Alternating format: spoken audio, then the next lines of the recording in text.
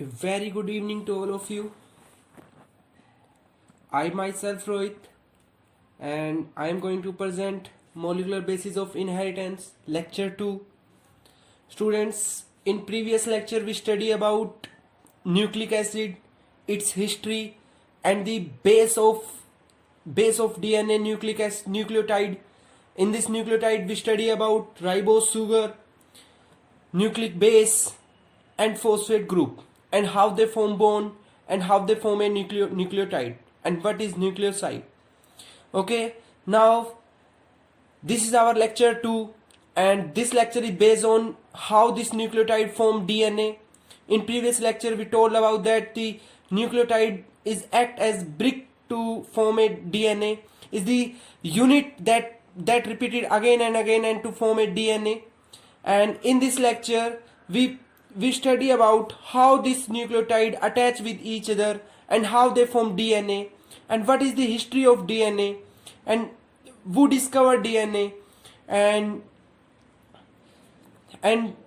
about the bonding between all type of bonding between DNA and the properties of DNA and the configuration of DNA. So basically all our lecture is based on the DNA. So start with the lecture. I myself Rohit and I am postgraduate from Guru Jambheshwar University, Hisar and BSc from Delhi University, Sri Venkateshwara College, DU. Okay, so students start करते हैं. First बात आती है student Frederick Miescher जिन्होंने nucleic acid की discovery की थी, nucleic acid की खोज की थी. ये क्या थे? ये एक स्विस केमिस्ट थे, ठीक है ना. और इन्होंने न्यूक्लियाई को आइसोलेट किया था. कहां से? पस सेल का न्यूक्लियाई को आइसोलेट किया था और इन्होंने इसका नाम क्या दिया था? न्यूक्लिन दिया था. इन्होंने डिस्कवर किया था क्या? एक मैक्रोमोलिक्यूल डीएनए और आरएनए, और इसको नाम दिया था न्यूक्लिन. ओके.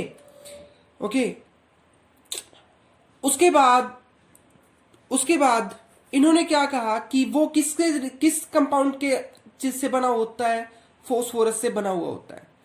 उसके बाद साइंटिस्ट आए जिन्होंने इसको देखा, आल्टमैन, जिन्होंने इसको देखा और नाम दिया इसका न्यूक्लिक एसिड, ठीक है ना. और क्या नाम, कौन कौन से न्यूक्लिक एसिड होते हैं? डीएनए और आरएनए, ठीक है. In first slide we told you that the nucleic acid Altman gave the name nucleic acid. Okay, nucleic acid. So our first scientist is Frederick Mister. Okay, now move to second scientist, that is Wilkins and Rosalind. ठीक है, Wilkins और रोजलैंड. इन्होंने क्या किया? इन्होंने x ray crystallography की और इन्होंने एक स्ट्रक्चर देखा. इस तरीके से एक स्ट्रक्चर देखा, ठीक है ना. तो क्या हुआ? इन्होंने स्टडी की मॉलिक्यूलर स्ट्रक्चर की, ठीक है ना. कौन सी टेक्निक से? एक्सरे क्रिस्टलोग्राफी से. क्योंकि जहां जहां पे एक्सरे गिरती है वहां पे अगर वहां पे कोई मॉलिक्यूल नहीं होता तो वो डायरेक्ट पार हो जाती है, उसके बिल्कुल ट्रांसपेरेंट हो जाती है. लेकिन अगर कोई मॉलिक्यूल होता है तो वो वहां से रिफ्लेक्ट बैक होके इस तरीके से आपके स्पॉटेड स्ट्रक्चर दिखाती है, ठीक है ना. रोजलैंड फ्रिकलिंग ने क्या किया? इसकी आपकी पिक्चर बनाई, ठीक है ना. और इस पिक्चर को फोटो 51 भी बोलते हैं, ठीक है. उसके बाद हमारा नेक्स्ट साइंटिस्ट एक साइंटिस्ट और है बेटा यहां पे हमारे, जिन्होंने डीएनए का नाम दिया था. डीएनए को उसका नाम दिया था डीएनए, ठीक है. इनका नाम है जैचरिस. एक बार मैं स्पेलिंग लिख देता हूं, Zacharias. Okay, now he coined the term DNA. Okay, he coined the term DNA. Frederick Mister discovered about nucleic acid, and Rosalind and Wilkins and Franklin discovered about the X-ray with the help of X-ray molecular structure of DNA. Now the double helix structure of DNA is discovered by two scientists, and they take the Nobel Prize for this, and these are James Watson and Francis Crick. They are also known as Watson and Crick model. Double helix model is also known as Watson and Crick model. In 1953, they discovered the double helical structure of DNA with the help of photograph taken by Wilkins and Franklin. Okay, and they awarded to Nobel Prize in 1962. In 1962, they both are awarded by Nobel Prize in the field of molecular genetics. Okay. Now, we sum up all this history in one slide, that nucleic acid discovered by Mr.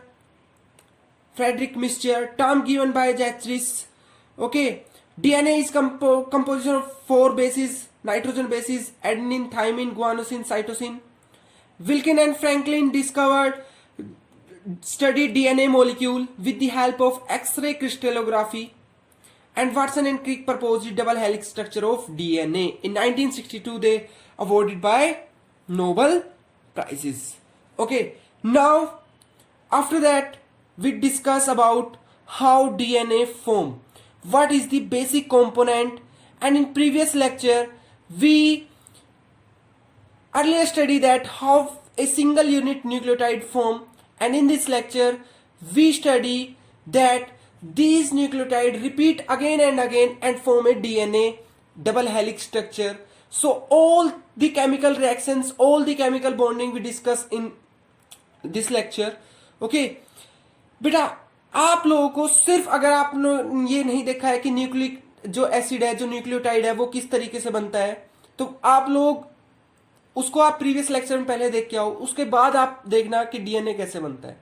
क्योंकि एक घर को, जैसे एक घर की दीवार को बनाने के लिए एक ईंट की जरूरत होती है, उसी तरीके से डीएनए को बनाने के लिए एक न्यूक्लियोटाइड की जरूरत है. और वो ईंट कैसे बनी है, वो न्यूक्लियोटाइड कैसे बना है, उसके अंदर कौन कौन से फंक्शनल ग्रुप है, ये भी आपको देखना बहुत ज्यादा जरूरी होता है कि वो किस किस फंक्शनल ग्रुप से आपका मिलके बना हुआ है. ठीक है, तो स्टार्ट करते हैं बेटा डीएनए की फॉर्मेशन. हमने प्रीवियस लेक्चर के अंदर न्यूक्लियोटाइड देखा था, न्यूक्लियोटाइड की फॉर्मेशन देखी थी. इसके अंदर 3 चीजें होती है, एक नाइट्रोजन बेस, एक कार्बन सुगर और एक फॉस्फेट ग्रुप, और वो इस तरीके से अटैच होते हैं. ठीक है, वो इस तरीके से अटैच होते हैं. 5th कार्बन पे आपका फॉस्फोरस ग्रुप अटैच होता है और 1st कार्बन पे आपका नाइट्रोजन बेस अटैच होता है. और जो आपका प्यूरिन्स होते हैं वो आपकी 9th पोजीशन से अटैच होते हैं, और जो पायरिमिडीन्स होते हैं वो आपकी 3rd पोजीशन से अटैच होते हैं. ठीक है, ठीक है बेटा.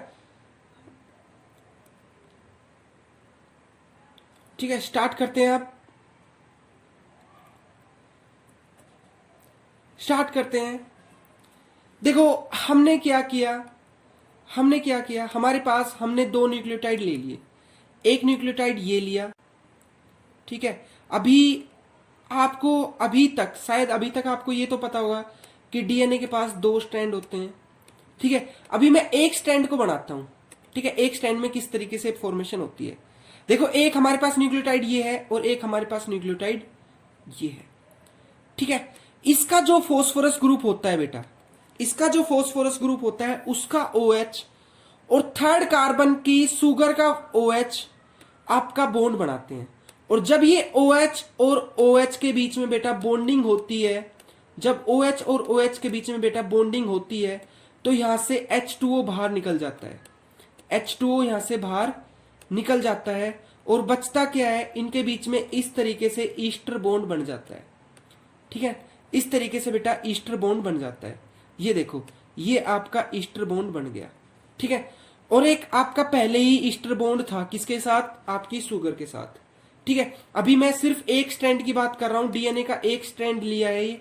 ठीक है ना, इस तरीके से आगे, इस तरीके से क्या होता है, कि जैसे ही मतलब एक और आपका ऊपर एक और मतलब एक और न्यूक्लियोटाइड बेस आ गया, न्यूक्लियोटाइड आ गया, तो वो फिर इस फोस्फोरस के साथ अटैचमेंट करता है। ठीक है, तो ये क्या करता है बेटा, H2O को बाहर निकाल के यहाँ पे आपका क्या बना देता है, एक ईस्टर बॉन्ड बना देता है। एक ईस्टर बॉन्ड बेटा आपका यहाँ पे है और एक ईस्टर बॉन्ड आपका यहाँ पे है, तो मैं क्या इसको ये बोल सकता हूं क्या कि ये फोस्फोडाई ईस्टर बॉन्ड है, क्योंकि बेटा इसमें फोस्फेट है और 2 ईस्टर बॉन्ड प्रेजेंट है, इसलिए हम इसको क्या बोलते हैं कि ये क्या है, फोस्फोडाई ईस्टर बॉन्ड है। और ये किस तरीके की रिएक्शन है, ये एक कंडेंसेशन टाइप ऑफ रिएक्शन है। ठीक है, 2 न्यूक्लियोटाइड किस तरीके से अटैच होते हैं वो मैंने आपको दिखाया है कि एक लंबी जैसे एक सीढ़ी होती है ना, उसका एक साइड किस तरीके से बनती है, यहां पे इस तरीके से ये अटैच होती चली जाएगी ऊपर की ऊपर, जैसे यहां पे और जो अगर न्यूक्लियोटाइड आते रहे तो यहां पे वो ऊपर की तरफ अटैच होते चले जाएंगे इस तरीके से। ठीक है, नेक्स्ट बात करते हैं। देखो इस तरीके से आपका एक जो साइड है वो आपकी लंबी इस तरीके से बनती रहती है। ठीक है ना, एक बना, 2 बना, अब इसके पास तीसरा आ गया, फिर चौथा आ जाएगा। ठीक है, तो जो 3' एंड है बेटा, मैं आपको ये कह सकता हूं क्या, देखो ये कार्बन का कौन सा एंड है, ये कार्बन का बेटा 3' एंड है। ठीक है, 3' एंड है, और बेटा ये कार्बन का कौन सा एंड था, कार्बन शुगर का, ये 5' एंड था। तो बेटा आप ये कह सकते हो क्या कि आपके 3' एंड पे अटैचमेंट होती रहती है, एक के बाद एक अटैचमेंट होती रहती है, किसकी, न्यूक्लियोटाइड की। भाई यहां पे देखो आपका 3' एंड पे तो आके लग रहा है, तो बेटा मैं ये कह सकता हूं क्या कि जो डीएनए की फॉर्मेशन है वो 5' to 3' चलती रहती है, 5' to 3' पे अटैचमेंट होती रहती है, मतलब 3' वाले एंड पे आपकी अटैचमेंट होती है।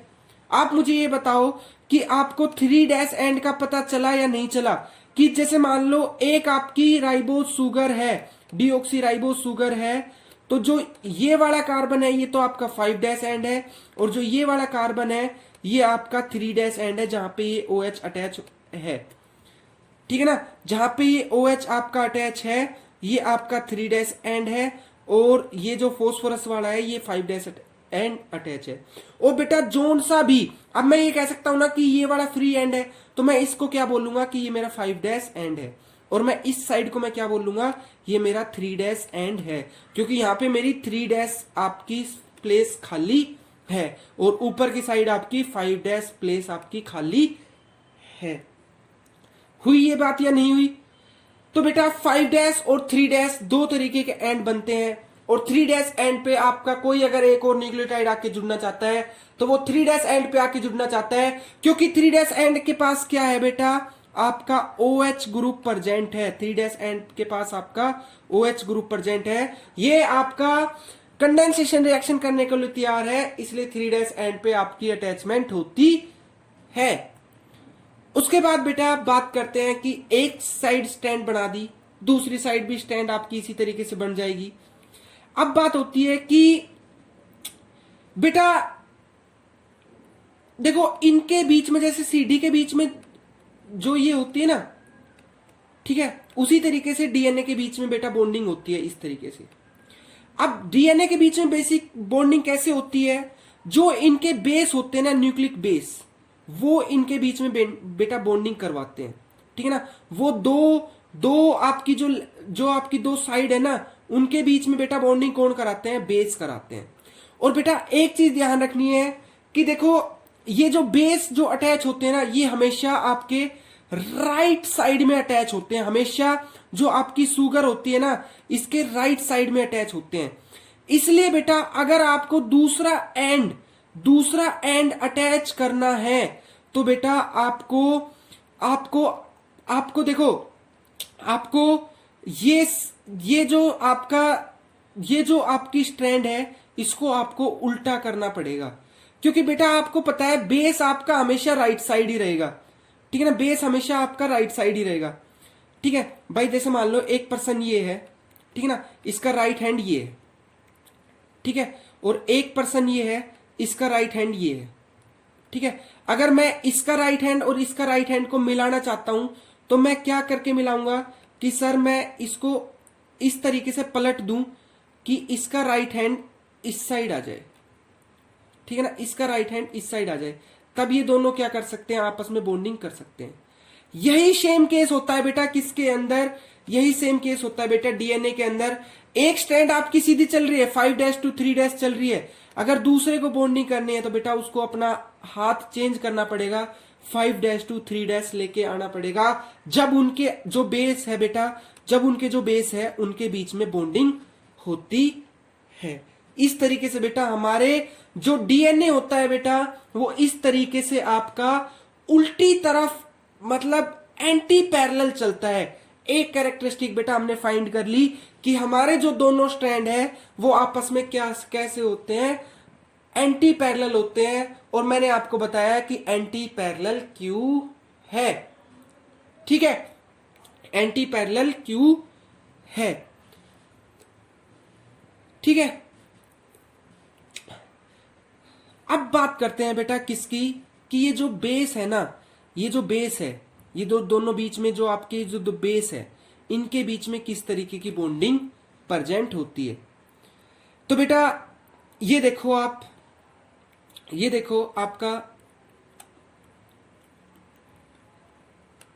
ये देखो आप, देखो इसकी डायरेक्शन कैसे है, देखो इसमें जो आपका जो आपकी ये देखो इस साइड की शुगर इस तरफ है ना, और इस साइड की शुगर देखो इस तरफ है, उल्टी कर रखी है क्योंकि बेटा आपको बॉन्डिंग करानी है। और कंडीशन ये है कि ये चीज आपकी हमेशा राइट साइड रहती है, ये चीज आपकी हमेशा इससे इस साइड रहेगी, ठीक है ना। तो इस वजह से बेटा आपका क्या है, एंटी पैरेलल चलते हैं। अब बात ये आती है कि थाइमिन एडेनिन के साथ अटैच होता है और ग्वानिन साइटोसिन के साथ अटैच होता है, ठीक है। आपको ये क्लियर हो गया होगा 5' एंड क्या होता है, 3' एंड क्या होता है, ठीक है ना। ये एंड कौन सा है, ये 5' एंड है सर, ये एंड कौन सा है, ये 3' एंड है सर, क्योंकि यहाँ पे OH आपका ग्रुप फ्री है, ठीक है। अगर मैं आपसे पूछता हूं कि नेक्स्ट न्यूक्लियोटाइड अगर आपको यहाँ पे जोड़ना है तो आप 5 यहाँ पे जोड़ोगे या नीचे की तरफ जोड़ोगे, सर मैं यहाँ पे जोड़ूंगा नीचे की तरफ क्योंकि OH यहाँ पे फ्री है। अगर इस साइड पूछूं मैं आपको किस साइड जोड़ना है तो सर आप न्यूक्लियोटाइड इस साइड जोड़ोगे क्योंकि OH यहाँ पे फ्री है, ठीक है। अब बेटा बात आती है कि दोनों के बीच में बेस पेयरिंग कैसे होती है, मतलब जो बेस है वो किस तरीके से अटैच होते हैं। सॉरी बेटा,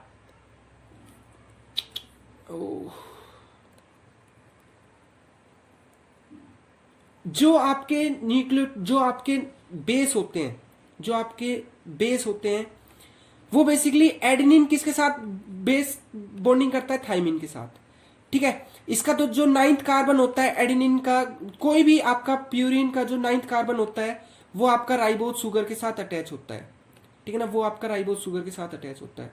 और जो आपका पाइरिमिडीन का जो होता है वो आपका राइबोज शुगर, वो जो आपका फर्स्ट कार्बन होता है वो आपका राइबोज शुगर के साथ अटैच होता है, ठीक है ना, वो आपका राइबोज शुगर के साथ अटैच होता है। मतलब पाइरिमिडीन का तो फर्स्ट और प्यूरिन्स का 9th, ठीक है। उसके बाद जो जो फंक्शनल ग्रुप आपके होते हैं वो क्या करते हैं, बेसिकली हाइड्रोजन बॉन्डिंग करते हैं, ठीक है ना, वो आपके बेसिकली हाइड्रोजन बॉन्डिंग करते हैं। और आप यहाँ पे ये देख रहे होंगे कि A और T के बीच में तो बेटा 2 बॉन्ड हाइड्रोजन बॉन्ड बन रहे हैं, और G और C के बीच में बेटा आपके कितने बॉन्ड बन रहे हैं, 3 बॉन्ड बन रहे हैं, ठीक है। G और C के बीच में बेटा कितने बॉन्ड बन रहे हैं, 3 बॉन्ड बन रहे हैं। बहुत ही इंपॉर्टेंट है, 3 बॉन्ड बन रहे हैं, याद रखना। अभी बताऊंगा कि 3 बॉन्ड बनने का फायदा क्या है, ठीक है। अभी सिर्फ इतना ध्यान रखो कि 3 बॉन्ड बनते हैं। दूसरा, हाइड्रोजन बॉन्डिंग होती क्या है। हाइड्रोजन बॉन्डिंग बेटा एक्चुअल में कोई बॉन्डिंग नहीं होती। जैसे मान लो O और H है, ठीक है ना, और यहां पे मैं एक O और ले आऊं और एक H और ले आऊं। हमारे बेटा 3 सबसे इलेक्ट्रोनेगेटिव एलिमेंट होते हैं, फ्लोरीन, ऑक्सीजन और नाइट्रोजन, ठीक है। अगर इनके साइड में बेटा कोई एक इलेक्ट्रोपॉजिटिव एलिमेंट आ जाता है, जैसे मान लो हाइड्रोजन आ गया, तो ये बेटा पार्शियल अट्रैक्शन शो कर देते हैं, पार्शियल अट्रैक्शन शो कर देते हैं हाइड्रोजन के साथ, ठीक है ना, ये अपनी पार्शियल अट्रैक्शन शो कर देते हैं। इस पार्शियल अट्रैक्शन को मैं बोलता हूं हाइड्रोजन बॉन्डिंग। ये ऐसा नहीं है कि इलेक्ट्रॉन ले रहा है इलेक्ट्रॉन दे रहा है, नहीं, इनके बीच में सिर्फ क्या हो रही है, पार्शियल अट्रैक्शन हो रही है। जब कोई हायर इलेक्ट्रोनेगेटिव एलिमेंट साइड में किसी के आ जाता है ना, तो उनके बीच में क्या हो जाती है, आपकी पार्शियल इलेक्ट्रोपॉजिटिव जब आ जाता है ना, तो उनके बीच में पार्शियल अट्रैक्शन हो जाती है। देखो O और H ये शायद एक दूसरे के साथ अटैच हो रहे हो, लेकिन अगर मैं इस H को इस O के साथ अटैच कर देता हूं ना, इस बॉन्ड नहीं बनाया कोई, सिर्फ पार्शियल अट्रैक्शन दिखाई है, ठीक है ना, सिर्फ पार्शियल अट्रैक्शन दिखाई है, ठीक है ना, सिर्फ अटैचमेंट है, लव नहीं है, सिर्फ अटैचमेंट है, ठीक है ना। तो बेटा इस तरीके से ये आपके हाइड्रोजन बॉन्ड बनाते हैं, ठीक है, ये आपके हाइड्रोजन बॉन्ड बनाते हैं, और इस तरीके से मेरा डीएनए फॉर्म हो जाता है। इस तरीके से बेटा जो मेरा डीएनए है वो फॉर्म होता है, ठीक है ना, ए टी के साथ, जी सी के साथ, 3' to 5' एंटी पैरेलल चलते हैं, 5' to 3', ठीक है। और बेटा हेलिक्स स्ट्रक्चर होता है, ऐसे मतलब ऐसे हेलिकल शेप में प्रेजेंट होता है एक डीएनए, ठीक है। और बेटा इसकी अगर मान लो विथ की बात करता हूं तो 2 नैनोमीटर होती है, या फिर 20 आर्मस्ट्रॉन्ग भी बोल सकता हूं। ये आपकी माइनर ग्रूव होती है और ये आपकी मेजर ग्रूव होती है हेलिकल स्ट्रक्चर में। और दो बेस पेयर के बीच में, दो न्यूक्लियोटाइड के बीच में बेटा जो डिस्टेंस होता है वो 0.34 नैनोमीटर का होता है, ठीक है। और एक जो ये लेंथ होती है एक मेजर ग्रूव से एक माइनर ग्रूव की, ये 10 नैनोमीटर की होती है। तो बेटा मैं ये कह सकता हूं क्या कि आपका जो टोटल जो आपकी 1 टन की जो आपकी वो होती है वो 3.4 नैनोमीटर हो सकती है। मैंने आपको ये कहा कि एक दो न्यूक्लियोटाइड के बीच का डिस्टेंस जो होता है वो 0.34 नैनोमीटर है, और 10 न्यूक्लियोटाइड प्रेजेंट होते हैं, तो टोटल डिस्टेंस कितना हो गया, 10 से मल्टीप्लाई कर दो 0.34 को, टोटल डिस्टेंस कितना हो गया आपका एक टन का 3.4 नैनोमीटर हो गया, ठीक है ना। ये कॉन्फ़िगरेशन होती है किसकी, एक डीएनए की, एक डीएनए की ये कॉन्फ़िगरेशन होती है, ठीक है ना। और जो आपकी टर्न होती है बेटा वो 360 डिग्री होती है, जो आपकी टर्न होती है, हर एक जो टर्न होती है वो आपकी 360 डिग्री आपकी प्रेजेंट होती है, ठीक है ना। एंटी पैरेलल होता है, 2.2 नैनोमीटर की विथ होती है, 2 नैनोमीटर की विथ होती है, या 20 आर्मस्ट्रॉन्ग भी बोल सकता हूं। दो न्यूक्लियोटाइड के बीच में डिस्टेंस 0.34 है, ठीक है ना। एक जो हेलिक्स होता है, एक मेजर ग्रूव और माइनर ग्रूव के बीच का जो डिस्टेंस होता है उसमें 10 न्यूक्लियोटाइड आते हैं, तो 10 न्यूक्लियोटाइड आ गए टोटल, तो 3.4 नैनोमीटर की आपकी एक टर्न हो गई, ठीक है। और आपका ए टी के साथ बॉन्डिंग करता है, जी सी के साथ बॉन्डिंग करता है, ठीक है। अब बेटा मैं आपको एक एक कैरेक्टरिस्टिक बताऊंगा जो अभी तक आप लोगों ने पढ़ी है। आप लोगों ने डीएनए को बनाना सीख लिया, इसका मतलब आप आंख बंद करके कम से कम 10 या 12 पॉइंट इजीली लिख सकते हो किसके बारे में, डीएनए के बारे में। फर्स्ट पॉइंट आता है कि जो डीएनए होता है वो 2 न्यूक्लियोटाइड से मिलके बनता है, मतलब टू पॉलीन्यूक्लियोटाइड की चेन होती है, एक पॉलीन्यूक्लियोटाइड की चेन ये और एक पॉलीन्यूक्लियोटाइड की चेन ये, ठीक है सर, एक पॉइंट, ठीक है ना। जो पॉलीन्यूक्लियोटाइड की चेन होती है बेटा वो कैसी होती है आपकी, वो कैसी होती है बेटा आपकी, एंटी पैरेलल होती है, एंटी पैरेलल होती है, एंटी पैरेलल होती है, ठीक है। उसके बाद बेटा देखो मैंने ये कहा कि ए और जी तो क्या है, प्यूरिन है, टी और सी क्या है, पायरिमिडीन है, ठीक है ना। ए टी के साथ बॉन्डिंग करता है, जी सी के साथ बॉन्डिंग करता है, ठीक है ना। तो इसलिए बेटा ये कैसी है आपकी, complementary type of base pairing है, ठीक है ना। Complementary type of base pairing है कि प्यूरिन पायरिमिडीन के साथ, पायरिमिडीन प्यूरिन के साथ, ठीक है ना। तो complementary type of base pairing होती है, ठीक है। 3 पॉइंट हुए, 3 पॉइंट हुए। फोर्थ पॉइंट क्या कहता है कि जो बॉन्डिंग होती है बेटा वो अपोजिट डायरेक्शन में होती है, जो बॉन्डिंग होती है वो आपकी अपोजिट डायरेक्शन में प्रेजेंट होती है, जो बॉन्डिंग होती है वो आपकी अपोजिट डायरेक्शन में चलती है, ठीक है ना। 3' to 5' और 5' to 3', ठीक है। उसके बाद बेटा इनके बीच में फिफ्थ पॉइंट क्या कहता है, इनके बीच में बेटा हाइड्रोजन बॉन्डिंग होती है। हाइड्रोजन बॉन्डिंग है या नहीं है, हाइड्रोजन बॉन्डिंग है या नहीं है। जो बेस पेयर जो आपके जुड़े हैं ए टी के साथ, जी सी के साथ, ये किस तरीके से जुड़े हैं, आपकी हाइड्रोजन बॉन्डिंग के साथ जुड़े हैं, ठीक है ना। उसके बाद बेटा सिक्स्थ पॉइंट क्या आता है, आपका एक टी के साथ डबल बॉन्ड के साथ जुड़ता है, जी सी के साथ ट्रिपल बॉन्ड के साथ जुड़ता है, ठीक है। उसके बाद बेटा सेवंथ पॉइंट क्या आता है, जो आपका प्यूरीन है वो हमेशा पायरमिडीन के साथ जुड़ता है, और जो पायरमिडीन है, जो आपका पायरमिडीन है वो आपका किसके साथ जुड़ता है, प्यूरीन के साथ जुड़ता है, ठीक है ना। जो ठीक है, तो इसलिए बेटा आपका जो डिस्टेंस होता है, जो डिस्टेंस होता है भाई, आपको पता है कि पायरमिडीन के अंदर 2 साइक्लिक चेंज होती है, और पायरिमिडीन के अंदर 1 साइक्लिक चेंज होती है, और प्यूरिन के अंदर 2 होती है, पायरिमिडीन के अंदर 1 होती है। तो अगर मान लो पायरिडीन अब प्यूरिन अब इस साइड आ गया 2 चेन वाला, और 1 चेन वाला अब इस साइड आ जाए, तो इस वजह से बेटा इनके बीच का जो डिस्टेंस है ना वो मेंटेन रहता है, कभी बिगड़ता नहीं है। अगर बेटा ऐसा हो जाता ना भाई, प्यूरिन के साथ बॉन्डिंग कर लेता तो 2 चेन वाले तो एक जगह पे आ जाते, और पायरिमिडीन के साथ करता तो 1 चेन वाले एक तरफ आते। अगर ऐसा हो जाता बेटा तो डिस्टेंस जो है कभी ज्यादा कभी कम, कभी कहीं से ज्यादा कहीं से कम, ऐसा नहीं होता बेटा। प्यूरिन पायरिमिडीन के साथ अटैच होता है, और पायरिमिडीन प्यूरिन के साथ अटैच होता है। इस वजह से बेटा ये जो पूरा डिस्टेंस है ये आपका मेंटेन रहता है, ठीक है ना। बहुत इंपॉर्टेंट इंफॉर्मेशन है बेटा, ठीक है।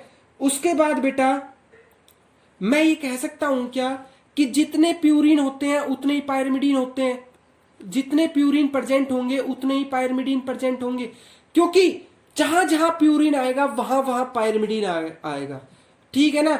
जहां जहां तू जाएगा वहां वहां मैं आऊंगा, ठीक है। जितने प्यूरिन होते हैं उतने ही पायरिमिडीन प्रेजेंट होते हैं, ठीक है।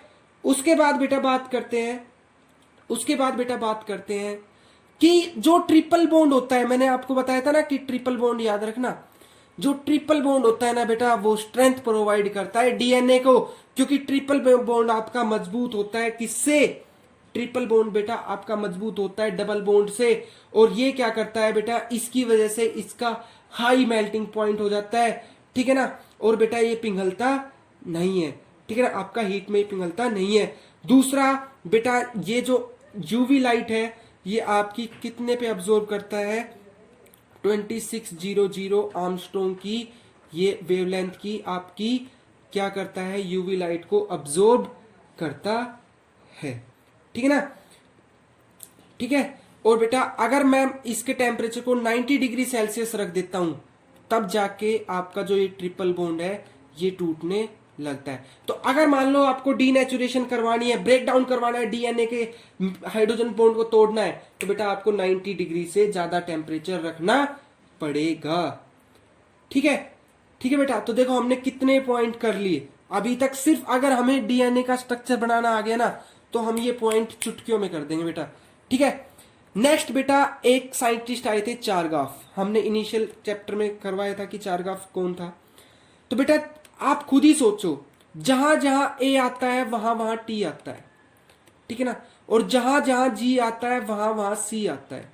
तो यहां से मैं ये कह सकता हूं क्या कि जितना ए प्लस जी होगा, जितना आपका ए प्लस जी होगा, ए प्लस जी होगा, उतना ही आपका टी प्लस सी होगा। या फिर मैं ये कह सकता हूं क्या, ए प्लस जी अपॉन टी प्लस सी, क्योंकि जी जो है वो सी के इक्वल है और ए जो है वो टी के इक्वल है, इसलिए रेशियो आपका 1 आएगा, बेस रेशियो आपका 1 आएगा। यही किसने बात कही थी बेटा, ये साइंटिस्ट कौन थे, चारगाफ थे। इन्होंने यहाँ पे रूल दिया था, चारगाफ रूल को फॉलो करता है कौन, डीएनए, कि जहां जहां ए होगा वहां वहां टी होगा, जहां जहां जी होगा वहां वहां सी होगा। तो जितने प्यूरिन्स होंगे उतने ही आपके क्या होंगे बेटा, पायरिमिडीन्स आपके प्रेजेंट होंगे, ठीक है बेटा। आज हमने आपको डीएनए बनाना सिखाया। डीएनए जो है वो किस तरीके से बनता है। उसके बाद बेटा बात करते हैं कि डीएनए कितने टाइप का होता है। डीएनए बेटा दो टाइप का हो सकता है। डीएनए के अंदर हेलिक्स होता है। डीएनए आपका दो तरीके का होता है, एक राइट हैंडेड जो राइट हैंड की तरफ मुड़ रहा हो, आप अपने राइट हैंड की पाम को रखो, अंगूठे को ऊपर की तरफ रखो, थंब को ऊपर की तरफ रखो और अपनी उंगलियों को, फिंगर्स को रोटेट करो जिस साइड अगर ये फिंगर रोटेट हो रही है, ठीक है ना, वो तो राइट हैंडेड। और अगर लेफ्ट हैंडेड साइड हो रही है तो लेफ्ट हैंडेड डीएनए होता है। मोस्टली आपका राइट हैंडेड डीएनए पाया जाता है मोस्ट टाइप ऑफ ऑर्गेनिज्म में, ठीक है। अब देखते हैं बेटा इसका। इस तरीके से बेटा आपके तीन तरीके के डीएनए डिस्कस करता हूं, एक बी डीएनए, एक ए डीएनए और एक जेड डीएनए। सॉरी, एक बी डीएनए, एक बी डीएनए, एक बी डीएनए, एक ए डीएनए और एक जेड डीएनए। बी डीएनए और ए डीएनए बेटा आपके राइट हैंडेड होते हैं और जेड डीएनए बेटा आपका लेफ्ट हैंडेड होता है, ठीक है ना। बी डीएनए आपका, अगर मान लो मैं ए डीएनए की बात करता हूं तो बेटा इसकी हेलिक्स की जो लेंथ होती है वो 28 आर्मस्ट्रॉन्ग होती है, ठीक है ना। ये दिखा रखे हैं ना आपको, ठीक है। ये चीज बेटा आप नोटबुक में नोट डाउन करते चले जाना, ठीक है। और बेटा एक हेलिक्स में इसके एक हेलिक्स में 11 बेस पेयर होते हैं। पीछे हमने क्या देखा था, 10 बेस पेयर में देखा था, वो बेटा सबसे कॉमन कौन सा है, बी वाले में, ठीक है। अभी हम बी वाले को पढ़ेंगे जो जो सब में पाया जाता है, ठीक है, मोस्टली टाइम पे पाया जाता है। डिस्टेंस जो बेटा एक के दो न्यूक्लियोटाइड के बीच का जो डिस्टेंस होता है वो बेटा 2.56 आर्मस्ट्रॉन्ग का होता है, ठीक है। और जो डायमीटर होता है वो आपका 23 होता है, ठीक है। अब हम अपने नेचुरल वाले की बात करते हैं जो सबके अंदर प्रेजेंट होता है, जो अभी हम पढ़ के आए हैं। कितना बताओ, कितना आपका हेलिक्स की लेंथ कितनी होती है, 34 आर्मस्ट्रॉन्ग होती है। दो बीच के डिस्टेंस कितना होता है, दो बीच के डिस्टेंस आपका 3.4 आर्मस्ट्रॉन्ग होता है या फिर 0.3 नैनोमीटर होता है। और इसको मैं क्या लिख सकता हूं, 3.4 नैनोमीटर लिख सकता हूं। तो आर्मस्ट्रॉन्ग और नैनोमीटर में बेटा आप कंफ्यूज मत होना, ठीक है। आप सिर्फ अगर नैनोमीटर आ जाए तो इसी चीज को आप 0.34 नैनोमीटर कर देना और 3.4 नैनोमीटर कर देना इस चीज को, ठीक है। एक पॉइंट आप आगे ले जाना नैनोमीटर में, ठीक है। उसके बाद बेटा अगर ये है तो इसके एक हेलिक्स में कितने बेस पेयर प्रेजेंट होते हैं, 10 बेस पेयर प्रेजेंट होते हैं। जब ही इसको मल्टीप्लाई करने के बाद 34 आपका आता है, ठीक है। उसके बाद बेटा डायमीटर कितना होता है, डायमीटर सर 2 नैनोमीटर या 20 आर्मस्ट्रॉन्ग होता है, ठीक है, ठीक है ना। उसके बाद बेटा बात करते हैं हम लेफ्ट हैंडेड डीएनए की। लेफ्ट हैंडेड डीएनए कौन सा होता है बेटा, हमारा लेफ्ट हैंडेड डीएनए होता है sir, sorry, left handed DNA होता है हमारा जेड डीएनए। जो जेड डीएनए होता है बेटा वो आपका लेफ्ट हैंडेड होता है, आपको दिख भी रहा होगा, काफी साइज में ज्यादा है, ठीक है ना। जेड डीएनए होता है बेटा, इसमें एक जो आपका बेस पेयर होते हैं बेटा वो 12 होते हैं एक टर्न में। डायमीटर बेटा 18.4 होता है, ठीक है। और आपका हेलिक्स की, एक हेलिक्स की जो लेंथ होती है बेटा वो 45.6 होती है, ठीक है ना। और दो उसके बीच में देखो 12 बेस पेयर आ रहे हैं, दो उसके बीच का जो डिस्टेंस है वो कितना है बेटा, 3.75 है, ठीक है ना। मतलब 4 के अराउंड है। जब 12 के साथ मल्टीप्लाई करूंगा तो इतना ही आएगा, ठीक है, ठीक है ना बेटा। तो इस तरीके से हमने आज देखा कि टाइप ऑफ डीएनए कौन कौन से हैं, ठीक है। टाइप ऑफ डीएनए कौन कौन से है, डीएनए किस तरीके से बनता है, ठीक है। डीएनए की प्रॉपर्टीज क्या क्या है, ठीक है बेटा। ये सारी चीजें आपके बहुत ज्यादा काम आने वाली हैं, ठीक है। डीएनए की हिस्ट्री क्या थी बेटा। अगर लेक्चर अच्छा लगा तो आप अप्रिशिएट करने के लिए आप कमेंट बॉक्स में जरूर लिखिएगा कि आपको कैसा लगा, ठीक है। और अच्छा लगता है तो बेटा लाइक शेयर जरूर कीजिएगा। Okay, thank you guys, thank you so much.